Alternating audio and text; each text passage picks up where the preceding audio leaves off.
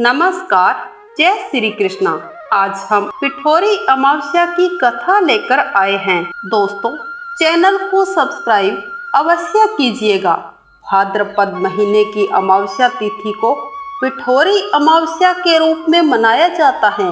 इस दिन महिलाएं अपनी संतान की लंबी आयु के लिए व्रत रखती है।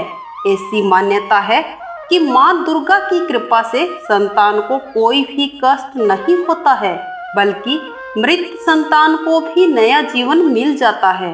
पिठोरी अमावस्या के दिन आटे से देवियों के पिंड बनाकर उनकी पूजा की जाती है। उत्तर भारत में यह पर्व पिठोरी अमावस्या, जबकि दक्षिण भारत में यह पर्व पोलाला अमावस्या के रूप में मनाया जाता है। इस दिन उत्तर भारत में माता दुर्गा की, जबकि दक्षिण भारत में मां पोलेरम्मा की पूजा की जाती है। पोलेरम्मा को मां दुर्गा का ही रूप माना जाता है। बहुत समय पहले की बात है, एक परिवार में 7 भाई रहते थे। सभी का विवाह हो चुका था और सबके छोटे छोटे बच्चे भी थे। परिवार की सलामती के लिए 7 भाइयों की पत्नियां पिठोरी अमावस्या का व्रत रखना चाहती थी, लेकिन पहले साल बड़े भाई की पत्नी ने जो ही पिठोरी अमावस्या का व्रत रखा तो उसके बेटे की मृत्यु हो गई। दूसरे साल फिर एक बेटे की पत्नी ने व्रत रखा, उसके साथ भी कुछ ऐसा ही हुआ। ऐसे करते करते 7वें बेटे की पत्नी ने व्रत रखा तो उसके बेटे की भी मृत्यु हो गई।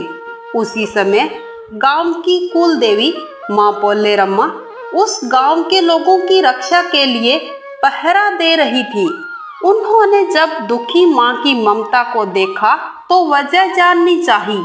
जब छोटे भाई की पत्नी ने सारा किस्सा सुनाया तो मां पोलेरम्मा को उन पर दया आ गई। उन्होंने घर की छोटी बहू से कहा कि वह उन स्थानों पर हल्दी छिड़क दे जहां जहां उनके बेटों का अंतिम संस्कार हुआ है। घर की छोटी बहू ने मां की बात मानकर जैसा मां ने कहा वैसा ही किया। कार्य संपूर्ण होने पर जब वह घर लौटी तो 7 पुत्रों को जीवित देख उसकी खुशी का ठिकाना न रहा। तभी से उस गांव की हर मां अपने बच्चे की लंबी आयु की कामना के लिए पिठोरी अमावस्या का व्रत रखने लगी।